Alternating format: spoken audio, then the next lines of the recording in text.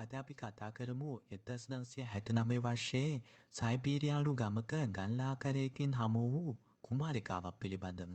ඉතින් ඇය හමු වූයේ කෙසේද? මේ කවුද? ඇය පිළිබඳව විද්වතුන් ඉදිරිපත් කර ඇති මතමුළුවාදයන්ද පිළිබඳව අපි අද විමසා බලමු. ඉතින් දැන් අපි බලමු මෙම කුමාරිකාව හමු වූයේ කෙසේද කියලා. මෙම කුමාරිකාව ටිසුල් කුමාරිකාව ලෙස තමයි හඳුන්වන්නේ. 1969 සැප්තැම්බර් 5 වන දින සෝවියට් සංගමයේ සයිබීරියානු ගමක අඩි 3200ක් පමණ ගැඹුරු පතලක ගල්නඟුරු කඩමින් සිටි පුද්ගලයන් හට එක් අවස්ථාවකදී ලෝහබේ යමක ගැටෙන විට ඇසෙන ශබ්දයට සමාන ශබ්දයක් ඇහිලා තියෙනවා. ඉතින් ඔවුන් ඒ හොඳින් නිරීක්ෂණය කරනකොට ඔවුන්ට දැක ගන්නට ලැබිලා තියෙන ඉරිතැලී ගිය බිත්තියක්. පසුව ඔවුන් බලධාරීන් දුක් දැනුවත් කරලා මේ කඩා බැලීමේදී දුටු දෙයින් විමතියට පත් වෙලා තියෙනවා. ඉතින් මේ තුල කුමක් තිබෙන්නද ඇතැයි කියා අද ඔබ සිතන්නේ? මාබල් වලින් කරන ලද අඩි 8මාරක් පමණ දිග අඩි 3ක් පමණ උස විශාල පෙට්ටියක් මේ තිබී ඇති අතර බොහෝ දෙනා මේ නිදාලියක් යැයි සිතා පීටි ഘോഷා පවත්වලා තියෙනවා. මෙම පෙට්ටිය විවෘත කර බැලීමේදී සියල්ලන්ම විමතියට පත් වෙලා තියෙන්නේ රෝස පාට දියරයක් තුල බහල් වූ පිරිකරුටින් නිමවා ඇතිසේ දිස්සන සුරූපී කුමාරිකාවකගේ දේහය දැකීමෙන්. ඉතින් ඉතාමත් තද සුදු පැහැති සමක් ඇති මුතු මොලොක් අත්පය සහ තද දුඹුරු ලොකු රැළ සහිත දිග කොණ්ඩයක් හිමි ඇය හැඳ ඇත්තේ විනිවිද පෙනෙන ඇඳුමක්. නමුත් මේ කුමන රෙදි වර්ගයකින් නිමවා තිබුණද යන්නද ගැටලුවක් වෙලා තියෙනවා.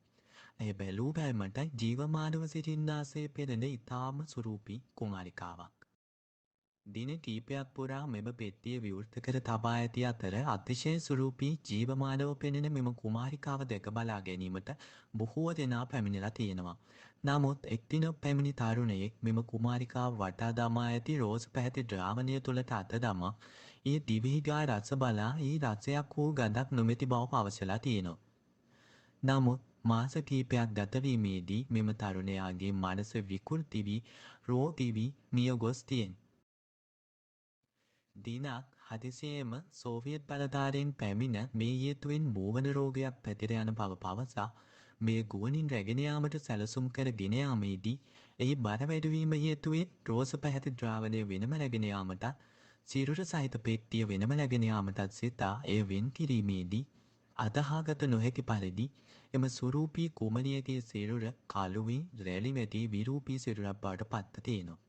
එසේනම් මෙම රෝස පැහැති ද්‍රාවණය එම කුමරිය වටා දමා ඇත්තේ එම සිරුර ජීවමානව සංරක්ෂණය කර තබා ගැනීමටයි.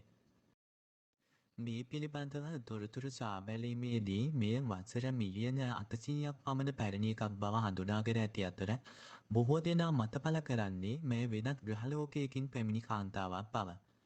තවත් අදහසක් වනියේ මෑගේ හමේ අධික සුදු පැහැයට හේතු වී ඇත්තේ ඇය හිරු එළිය අඩු ග්‍රහලෝකයකින් පැමිණි නිසාවෙන් බවයි. කෙසේ වෙතත් පසු කාලීනව මේ පිළිබඳව පුවත්පත් පළ කළ පුද්ගලයන් හට දඬුවම් කළ අතර බලධාරීන් පැවසුයේ එවැනි සිද්ධියක් සිදු නොවූ බව. දඩුවම් ලැබීමට ඇති බිය හේතුවෙන් බොහෝ දෙනා ඒ පිළිබඳව නැවත පුවත්පළ නොකළ අතර එය බොහෝ දෙනාගේ මතකයක් පමණක් බවට පත් වී ගියා. මෙම ටිසුල් කුමාරිකාවගේ දේහ සොයා ගැනීම තුළින් සිදු වූ විශේෂ දේ වූයේ පෘථිවියේ පැරණිතම කාල පරිච්ඡේදයක එනම් මනුෂ්‍යයන් පමණක් නොව සංකීර්ණ ජීවීන් පවා නොමැති කාලයකට මෙය අයත් බව සොයා ගැනීමයි.